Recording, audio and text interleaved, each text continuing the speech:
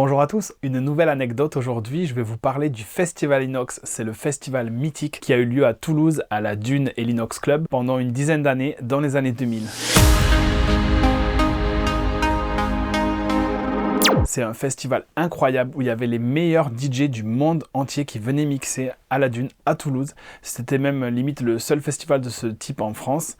Il y a eu Borealis, il y a eu Electromind à Montpellier, mais ça c'était des gros festivals en extérieur. Là on parle d'un festival l'hiver avec autant de l'underground que la partie on va dire commerciale. Il pouvait y avoir sur le line-up David Guetta, Martin Solveig, Bob Sinclair et en même temps Richie Hawtin, des featuring de fous comme Sacha feat John Digweed, de la progressive trance, juste incroyable. Carl Cox, il y a eu, j'ai vu Jeff Mills mixer sur 4 platines vinyles en même temps de la techno de Détroit, c'est un des précurseurs de la techno. Un festival vraiment incroyable et je crois que j'ai eu la chance d'aller aux éditions de 2006, 2007, 2008, peut-être jusqu'à 2010. Et avec mon copain DJ Ralph qui m'a amené un petit peu dans les backstage. J'ai vu vraiment des choses incroyables, pu discuter avec des artistes aussi. Je vais vous raconter 2-3 trucs un peu fous qui se sont passés. Par exemple, un jour Ralph vient, il m'attrape, me dit hey, Jerry, il faut que tu viennes avec moi et tout, qu'on aille dans le VIP, discuter avec les DJ. Ok, mais j'ai pas de passe. Ouais, t'inquiète, je m'en occupe. Donc il revient, Ralph revient avec un passe, il me le passe autour du cou. Allez, on y va. Donc on passe tous les trucs de sécurité, un badge d'artiste. On rentre dans les loges d'artistes, on commence à discuter et tout. Avec Sébastien Léger notamment, il y avait Eric Prydz aussi. Incroyable de rencontrer Eric Prydz. Et je regarde mon badge à un moment donné, et puis là je me rends compte qu'il y a marqué Steve Angello dessus. Il m'avait donné le pass de Steve Angello, c'était vraiment rigolo. Notre Ralph, je ne sais pas si je vous ai déjà parlé de Ralph, donc DJ Ralph c'est un DJ d'Annecy qui est devenu un copain. Je l'ai aidé à un petit peu être sur, on va dire, les forums internet dans les années 2000, parce qu'il n'était pas dessus. C'était les ancêtres des réseaux sociaux et je m'occupais de gérer son forum et en contrepartie, il me prenait avec lui sur des dates, j'allais mixer avec lui, je faisais des premières parties et j'allais dans les gros événements comme l'Inox où il mixait. Et ça me rappelle d'ailleurs une autre fois où Ralph était en début de soirée, donc on est dans la salle de la Dune cette fois. Il y a un monde de malades, il y a peut-être 5000 personnes devant nous, donc je suis avec lui dans la cabine, je suis avec lui, je fais les photos, les petites vidéos. Déjà à l'époque, ça doit être en 2006 ou 2007. Déjà à l'époque, on faisait des petites vidéos qu'on mettait après sur le forum. Et notre ami Ralph mixe, et à un moment donné, quelqu'un l'appelle. Et il répond au téléphone en plein mix.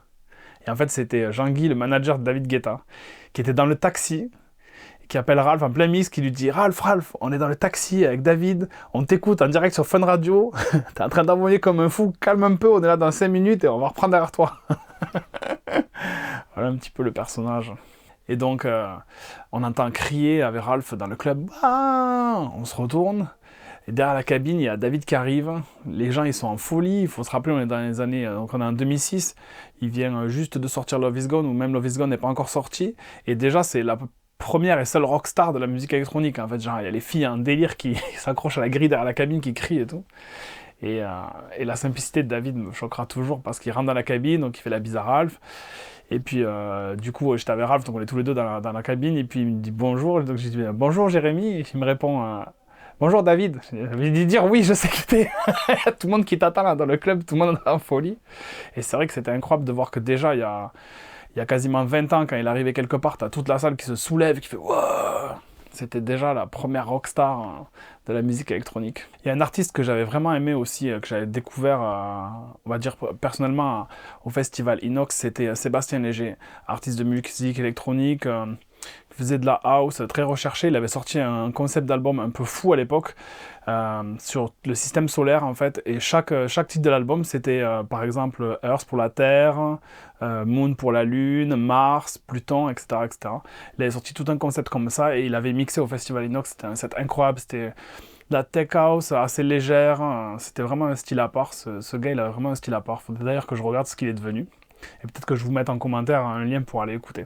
Et au final, le festival Inox s'est arrêté en 2011 ou 2012 à Toulouse et s'est déplacé à Paris où c'est devenu l'Inox Park Festival sur l'île des impressionnistes à Chatou. Et aujourd'hui, c'est l'Electric Park qui a repris le flambeau et qui est toujours d'actualité, mené par Joachim Garraud. Les amis, si vous aimez les anecdotes comme ça, abonnez-vous à la chaîne, c'est cool, ça récompense mon travail et puis ça me donne envie de continuer. Vous pouvez aussi aller voir le vlog, je vous mets le lien pour aller voir le dernier vlog.